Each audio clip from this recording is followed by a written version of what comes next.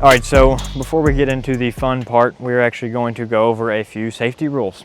This may seem like something you can skip over. Please don't. There's 4 main rules, and knowing them is important. The first one is always treating your gun as if it is loaded. If I tell myself this gun is 100% not loaded, I should definitely pull the trigger right now, even though I'm not wearing ear pro, there is a small chance that I'm really stupid. That is the least of my concerns when it comes to accidentally shooting a bullet when I thought the gun was empty. That could result in lives being lost or property being damaged, and that's just not smart at all. That also leads into the next rule, is never point a firearm at something that you are not willing to destroy. That means if my friend Joe is over here, and I really love Joe and I don't want him to die, I'm not going to point a gun at him. Basically, don't point a weapon at someone who shouldn't die, or a target that shouldn't have a hole punched in it. Now that's going into the next rule, is be aware of your target and what's behind it. That doesn't quite make sense, does it? But you have to think about it for just a second. If you're shooting at a paper target, that's going to do nothing to the ballistics of a bullet, which means the bullet's going to pass straight through it and continue on into whatever is behind it. So if we look this way right now, you will see that there is a huge mound of dirt behind all of the targets that we're shooting at. The reason that that is put there is because the bullet needs to stop. If we shot through those paper targets and the bullet kept going, there's a chance that someone or something could get hit by this bullet. The last rule that you need to keep an eye on, literally, is keep your finger off the trigger. Why would you do that? Well, sometimes things happen that you don't mean. Maybe I'm walking around like this and I stumble.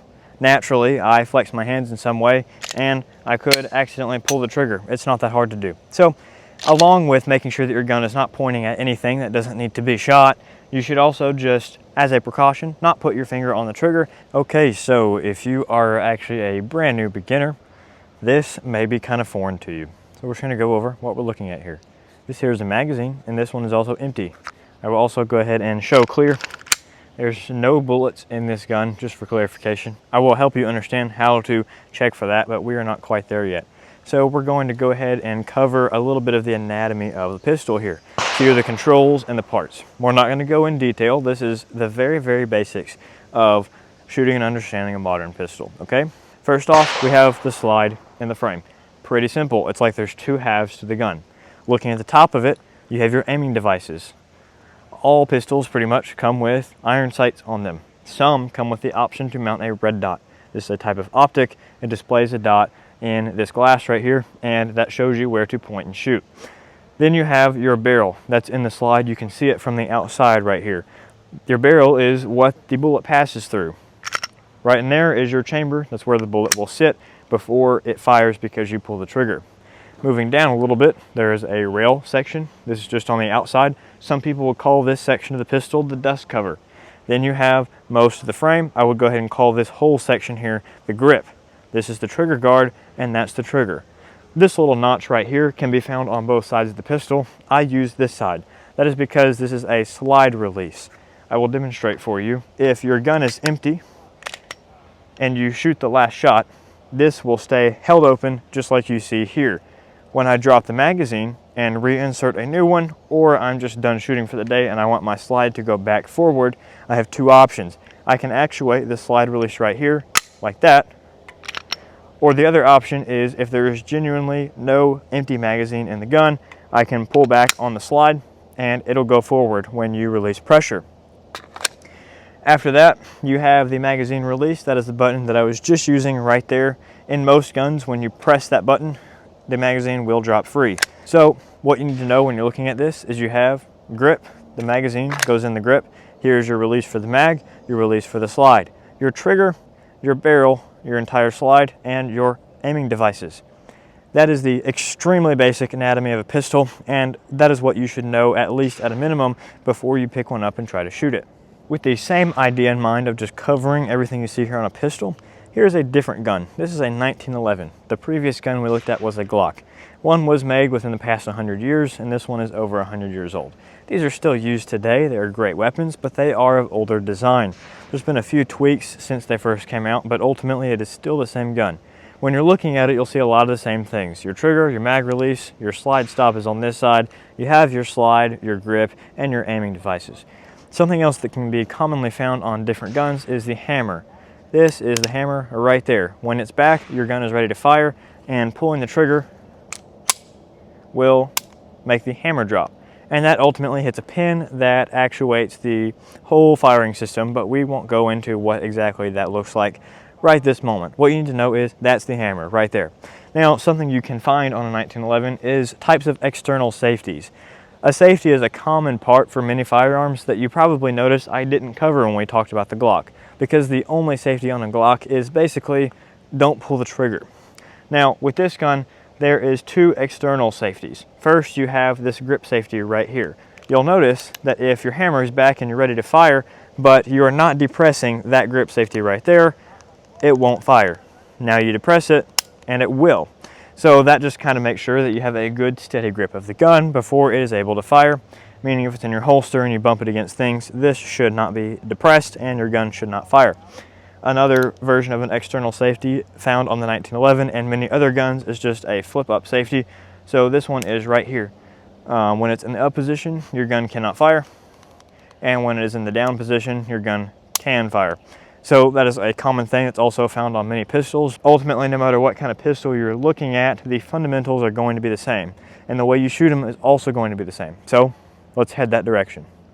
All right, so the first step of actually using your firearm is going to be loading it with bullets and then making sure you are safely doing so. Right now you can see that the gun is clear. You can see that because if you rack the slide back all the way and there's no round in the chamber, nothing will happen. But if there was a round in the chamber, as I will show you in just a moment, it would fly out. You're going to make sure that your gun is ready. You have a magazine full of bullets, as I have right here. When you insert it in the grip, make sure it is firmly placed in there. You're not going to hurt the gun. Go ahead and slam it in, because one thing that can happen is if you put it in real light and you go to shoot, you may realize that you didn't even chamber a round, or if you did somehow and it's still not inserted properly, you may lose the magazine. It may fall out, and then follow-up shots are going to be literally impossible. So after we have now loaded the magazine in, our chamber is still empty, meaning if I pull the trigger right now, nothing will happen. There will be no bang. So if we take the slide, pull it all the way to the rear and let it go forward, there is now a bullet in the chamber, meaning if I want, I can take a shot from this gun. Unloading the gun, you press the magazine release we talked about, the magazine will come out, empty or not, and then you are not done. Please don't make the mistake. You still have that round sitting in the chamber, because when you shot the gun, the slide cycled back, went back forward, and that is how a new bullet got into the chamber. So to pull the slide back, we need to undo the flip-up safety so that the slide can move, and then very carefully we will do that right there. What just fell out was our live round. I can check now and the chamber is empty. There's no bullet in there.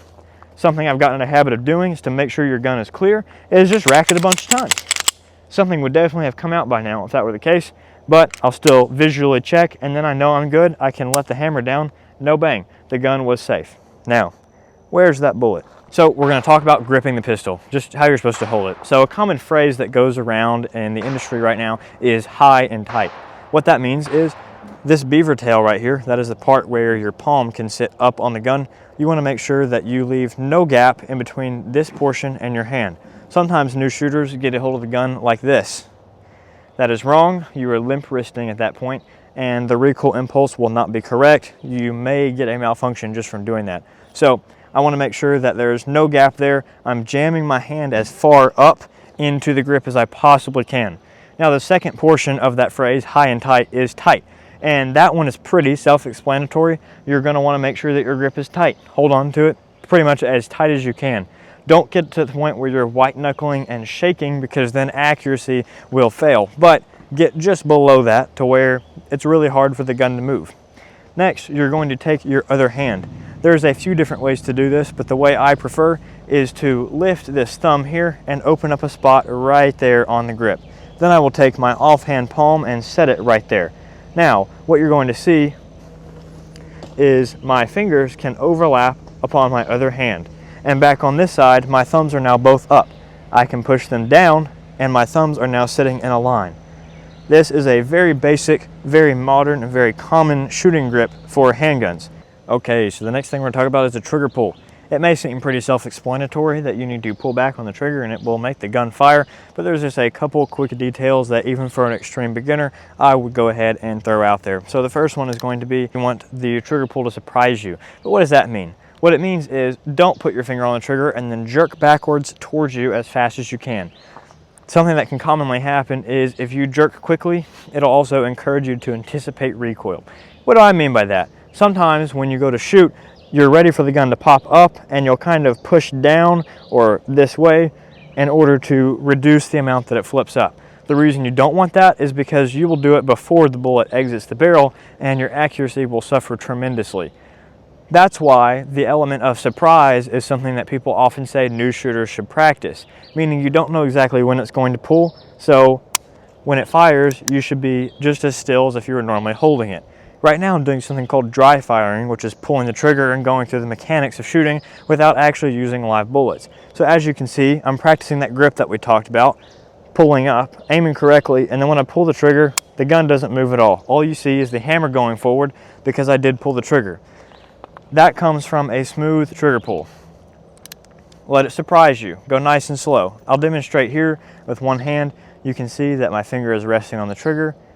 Then I just slowly pull in until, surprise, it clicks, just like that. So obviously there are many ways you can go about deciding how you want to pull the trigger. I personally like knowing exactly when it's about to break, but as a new shooter, that is a very wise thing to practice, is just letting that trigger pull surprise you so that you don't anticipate recoil too much. We are loaded, we are keeping the firearm pointed in a safe direction, and we now have a good solid grip. That means we are ready to fire the gun.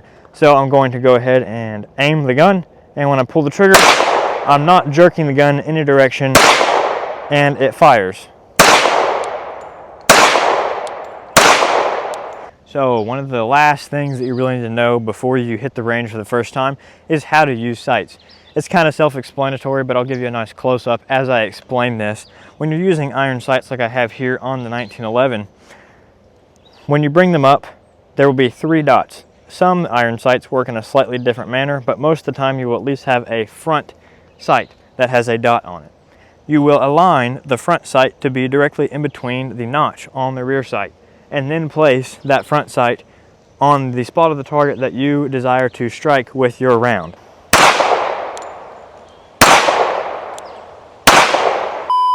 Alright guys, well I hope that this video was informative and possibly encouraging to get somebody out there for the first time a little more confident than they were before. Let me know down in the comments what other subject you would like covered on this channel. My goal is to help people that are new to the scene gain confidence and ultimately encourage responsible gun ownership and responsible gun carrying. The most important thing to remember here is nothing about guns actually. It's that Jesus Christ is the Lord of my life. He should be the Lord of yours as well, and He loves us all very much. Till next time.